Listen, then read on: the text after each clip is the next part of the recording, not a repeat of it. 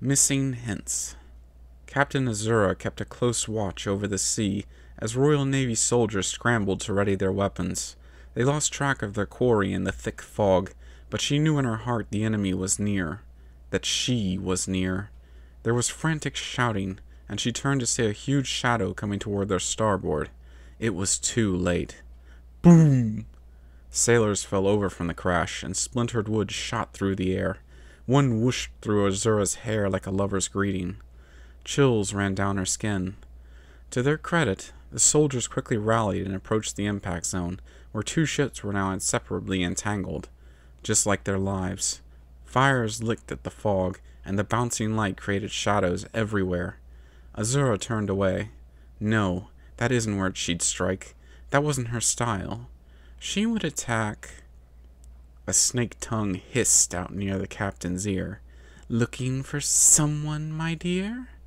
Azura jumped forward and spun around, brandishing her sword. She grinned. There before her stood Zoe, the Gildersnake's sexy daughter and pirate queen.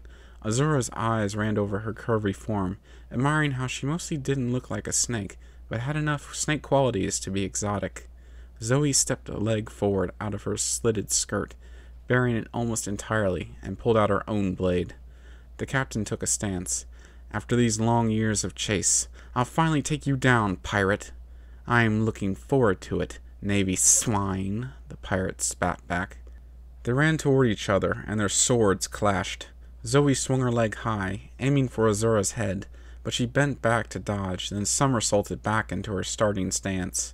She thrust forward, hitting Zoe's side, but cutting more cloth than flesh.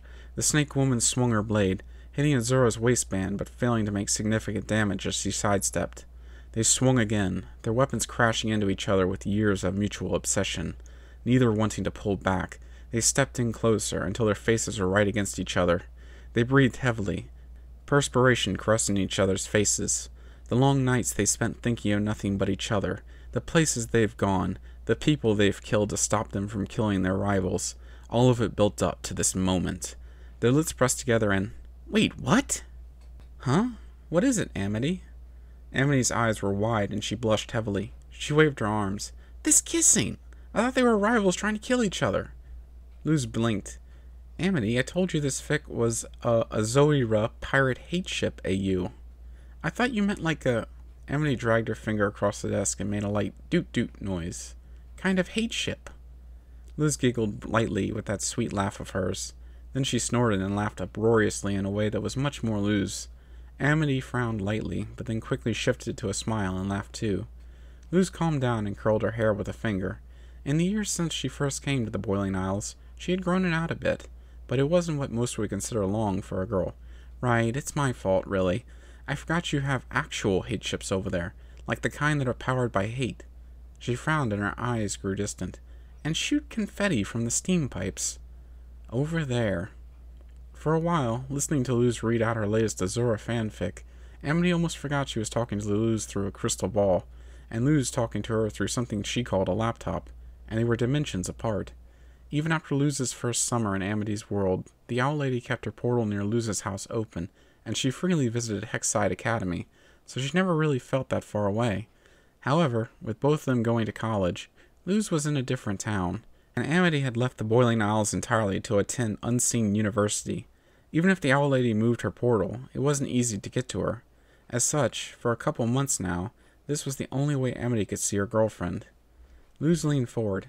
"Still, you had to know that was going in a romantic direction, right? I wasn't really being subtle." Amity hummed as her eyes drifted to the side. Luz rubbed her temples. "Amity, Azura was literally carrying around a framed picture of her." Amity shrugged. "I mean, yes, that seemed a bit weird, but I don't know. Maybe pirate hunters do that sort of thing in your world." Luz gained a mischievous smile and tapped her chin. "If you were a pirate hunter and I was a pirate, would you carry my picture?" Giggling, she replied, "Of course, though still unclear on if that's just normal pirate hunting or if it's romantic." Luz leaned back. "Who says it wasn't both?" "So, what happens next?" "Well, actually, there isn't too much left that's done. King was editing the doc and wrote in an ending where the ship catches fire and they're consumed by the flames. I was going to change it, but I don't know. It kind of works." Amity nodded. Sometimes dying in fire really is the right direction. Right, just gotta make it not so blunt, and we're good to go then. Luz's eyes widened and she slammed her desk. Ooh, that reminds me. I was talking to Willow the other day about a Heck Azura AU idea. So check this out. Azura is just a normal person, still has magic, but isn't a big witch or anything. The goddesses are nothing more than myths and fairy tales. I'm playing up the goddess thing since that's kind of underplayed in canon. And Azura doesn't believe them. But then she comes across a hidden chamber deep in some dangerous woods, and she meets Hecate as a ghost. Amity raised an eyebrow. How did she become a ghost? Luz leaned forward with a grin. It all happened 1,000 years ago. So then Azura rushes back to see Hecate in utter dismay. All her pent-up feelings burst out, and she screams at Azura about how this was the ghouls' plan all along, for them to fall in love, and then Azura would reveal all this horrible information to her. In a silent voice, she says it would have been better if they'd never met. Azura, between tears, says that isn't true, but Hecate yells for her to get out. With a blast of magic, Azura is sent out of the chamber, and the barrier around it turns pitch black. She bangs on the barrier, but there's no way to get in. She sinks to the ground, sobbing. Amity sat up. No, they can't be separated again. They just got back together after being apart for weeks. How long does it last this time? Luz had a sly grin on her face. We cut to Hecate, tormented by the fragment of the ghoul inside the chamber. 2 years later. 2 years? Luz laughed. I was actually thinking like 5 years, but Willow said 2 years is just enough time for Azura to think maybe she should move on with her life, but not enough for us to reasonably expect for her to have gotten over her. She really is the best for figuring out the best way to get delicious drama. But they love each other, Luz. You can't split them up. They haven't even kissed yet. A 2-year separation would be pretty rough, said a woman's voice behind Amity. Both Amity and Luz jumped in their seats at the two people who suddenly appeared in the former's room. Amity's older siblings, Emira and Edric, stood behind her chair with passive smiles, showing no reaction to the other's surprise. Edric responded, I don't know. If I was Azura, I'd just go rescue the other goddesses myself first, and if Hecate got free, then whatever. Emira shook her head. You just don't get it. Amity looked back, her face bright red. What are you doing here? How long were you listening? Emira put her hands behind her back. We were just visiting our little sister, since you go to the same school and all. And we were here for about 10 minutes, Edric continued. Amity frowned. Talk to you later, Luz. Through the crystal ball, Luz knitted her eyebrows. Aw, but I wanted to... Amity tapped the crystal ball to dismiss the communication spell, then got up. They had grown closer in height, but she was still a frustrating inch shorter than her sister. She pointed accusingly. What are you two really doing here? Edric put his hands up.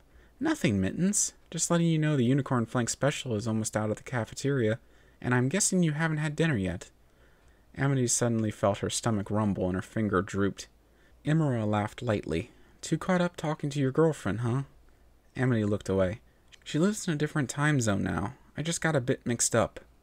Emira turned around and looked back over her shoulder. Well, that's all we came here to say, and that's the honest truth. We already ate, so you don't even have to worry about seeing us at the cafeteria, said Edric. Or probably anyone else, really. Amity blushed. Oh, well, sorry about what I just said then. It's fine, Mittens, said Emira as she walked to the door of Amity's dorm suite. We'll see you later. Amity weakly waved goodbye as Emira stepped out, and Edric backed out the door too. However, he stopped at the frame. You know, I think Luz is giving you a hint. Amity raised an eyebrow. What do you mean? He tilted his head. I mean, all of the romantic, smoochy stuff in her stories, the fact that they're split up and aren't kissing. I'm just saying, how long has it been since you two were even in the same room? She narrowed her eyes. So you're saying Luz is upset we aren't together, but instead of just saying that, she's making long, extensive stories about it? Edric lifted a hand and closed his eyes. I'm not a telepathy mature or anything, but it's possible she doesn't consciously realize she's doing this. And they say that if she lets these unconscious feelings build up, then something could happen. When he crossed her arms. Like what, exactly? He waved his arms and said in a spooky voice, Anything. She groaned. What do you know, Edric? You've never even dated anyone. Maybe that makes me the perfect outside observer. He backed into the hallway and tapped the side of his head. Think about it. After a moment, Amity sat back in her chair and humped. It was absurd. If Luz was upset, she'd just say so. Unconscious or not, putting hints in months of stories wasn't like her. Plus, they weren't teenagers anymore. They talked about it, and they both decided they could handle meeting up during breaks. Well, okay, they were both still 19, but who considers 19-year-olds teenagers? Wait, Luz's birthday still wasn't for a month, so she was still 18. Well, it doesn't matter, the point applies. They were adults, and they could handle things like adults. There was no need to think about this anymore. Amity shoved another piece of roasted unicorn flank into her mouth. 2 years separation, unable to kiss. That couldn't have been a coincidence, right? Sure, it's only been a few months since Amity and Luz last met in person and last kissed, but maybe Luz was afraid they'd be too busy to meet during breaks. Amity had been telling her the coursework was supposed to get heavy later, and there were a lot of lectures and projects that happened during break. It really could be 2 years until they meet again. She dropped her fork. Luz said the original plan was for Azura and Hecate to be separated for 5 years. Is that how busy she thought Amity would be? Yes, she did intend to get her master's here, but surely she'd find a break at some point.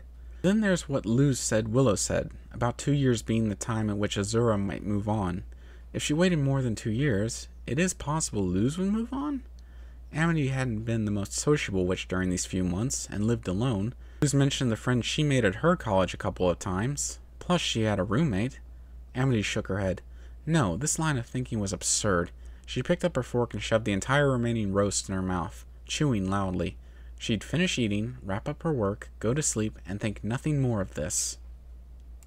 In the early morning light, Amity soared above the town on her staff. She checked her watch. 3 hours to the owl house, get the owl lady to open a portal to Luz, pop in for a quick surprise visit for like 10 minutes, just to make it clear it was casual, pop back out, 3 hours back to the university, and then she'd still have time to spare before her afternoon class. This definitely wasn't because Edric got in her head. She just needed to show Luz that they could have casual visits, even during days with classes.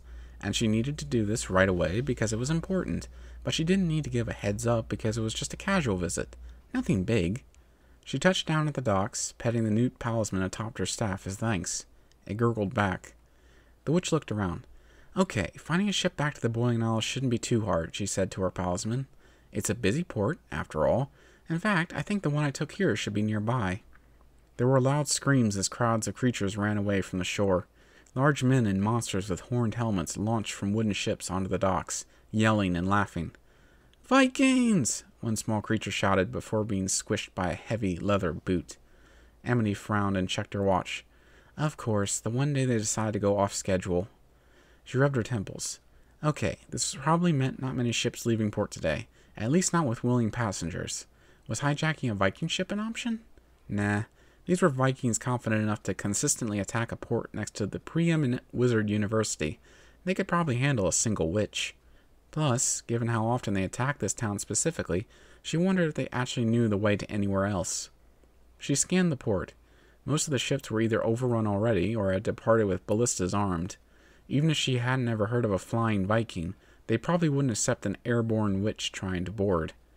However, there was one small vessel still docked that the Vikings didn't bother with its captain, cool as a cucumber, sitting on a lawn chair on deck. There was nothing valuable on board, and both the captain and the Vikings knew it. The ship was a garish blood red and puke green, and gathered at the bottom of the steam pipe was a pile of confetti. It'll have to do. Amity ran forward, only to stop in her tracks as the Viking approached.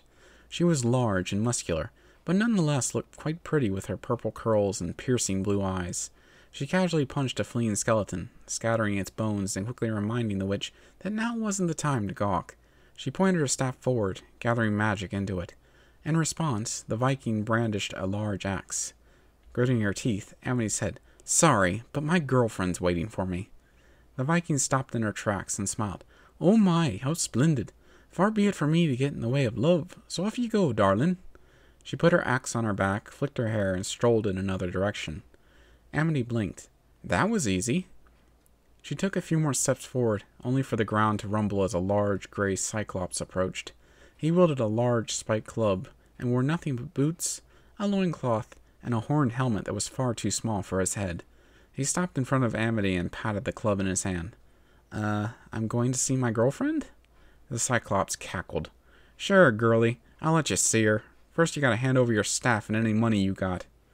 The witch sighed. She spun her staff, lit up the end with magic, and drew a circle on the ground, summoning a large mud monster, an abomination. The Vikings club came crashing down, but the abomination softened the blow as it collapsed, then reformed around it to keep it in place. Amity then drew another circle in the air, summoning a ball of fire, ready to deploy at her command. It wasn't going to be that easy, after all. Captain Blood sighed contentedly as she laid back on the lawn chair. She was a short red humanoid monster with a large mouth and larger sharp teeth sticking out. A set of eyes on her jaw opened up as Amity climbed on board, panting and with smoke coming from her staff. The witch glared at the captain. Boiling Isles, now. The captain nodded. Sure. Alas, I'm having a pretty good day, so I'm not in a hateful mood right now. Given this is a hate ship, you can see why that's a problem. Amity grabbed the captain's collar with fire in her eyes. Look, I just fought through 12 different Vikings to get here, and I don't want to hear about your lack of anger issues. The ship's engine sputtered to life, and the captain's upper right eye opened to watch some confetti drop from the steam pipe. She grinned. I think we can make an arrangement. Amity thought of a few months ago. Luz and Amity sat under an overhang as the boiling rain the Isles were known for fell around them. Before, Amity viewed the rain with disdain, but even after all these years, Luz never lost her amazement. The human sat with her eyes closed as they held hands. Amity found herself staring at Luz's face, etching her tranquility into her memories. The human opened her eyes and looked at the witch, and Amity found herself blushing lightly at being caught. I'm really going to miss this, Luz said with a smile. Amity smiled back and touched her love's cheek. We'll still be in touch, so it won't be that... Slap! Stop reminiscing. It gives my engine indigestion, shouted Captain Blood. Amity glared as she rubbed her cheek. The captain grinned and snapped her fingers. Nice! That's exactly what I'm looking for. The witch grumbled as another burst of confetti fell on her. The Owl House sat forebodingly in a forest of the boiling Isles, with a large stained glass window forming a demonic eye, daring intruders to approach. Below that, an owlhead on the front door fidgeted and absent-mindedly hummed to himself. The owlhead then yawned. Gee, it sure is boring around here, said Hooty in a high-pitched voice. Though I suppose this peace is what all true warriors strive for. He nodded at his own insight, then sighed. I just wonder what my friends are up to. Crash! Hooty yelped in surprise at the explosion of dust and confetti ahead of him. After some moments, he could make out a figure, a woman kneeling with one hand on the ground, and the other holding a staff. She walked out of the dust cloud, revealing Amity, wearing a notably peeved expression. Oh boy, a friend! Hooty shouted with glee. So, Luz's friend, what have you been up to? I like your confetti. It's really Amity kicked open the door, slamming Hooty's back into the wall. She stomped inside past the owl, who groaned and hooted in annoyance. Sitting on a couch was the owl lady herself, Ida. She wore messy clothes she clearly went to sleep in, and held a steaming mug of apple blood. The master enchantress gave Amity an aside glance, then took an unimpressed sip. The younger witch pointed. Look, owl lady, I just had to spend hours powering a hate ship with hate to get here, so just open a portal to Luz right now and things won't get messy. Ida took another sip, placed the mug down, and crossed her legs. Kid, under normal circumstances, I'd just open a portal to Luz, but I'm spiteful before I finish my blood, and angry witchlings make me even more spiteful, so I'll refuse. Gritting her teeth, Amity grabbed a nearby bottle. I'll show you an angry witchling. She smashed the bottle against the table, only for it to harmlessly bounce off. Amity looked at it in confusion. Ida lazily waved her hand. That's a plastic water bottle from the human world. I use it to store my bleach. Suddenly finding the wind taken out of her sails, Amity looked around awkwardly. Oh, sorry about that. I was just on a hate ship. Yeah, I got it. Amity stood awkwardly and blinked. She put her hands together apologetically. Well, less angrily now. Could you please open a portal to Luz? Ida frowned. Sorry, still spiteful. That's a no. The young witch opened her mouth to say something, but instead paused. She sighed, then sank into an open couch. You know, owl lady, when Luz and I agreed to our current situation, I thought it would be a lot easier. We'd each focus on our university lives, and it's not like we had all that physical of a relationship in the first place, so I thought just talking to each other would be fine. And it was fine, for a while at least. She looked to Ida, expecting some pushback, or some adverse reaction to the mushy topic, but instead, she sat calmly, listening. Amity continued, I'm sure you remember what I was like when we met. I was a terrible person, a screw-up, a bad friend. I got better after meeting Luz, but while at college, I realized that maybe I hadn't changed as much as I thought I had. I've just been focusing on my classes. I'm living in a suite by myself. I haven't been doing anything. It's just so hard not to fall back into being an elitist blight, being what my parents wanted, lonely and miserable.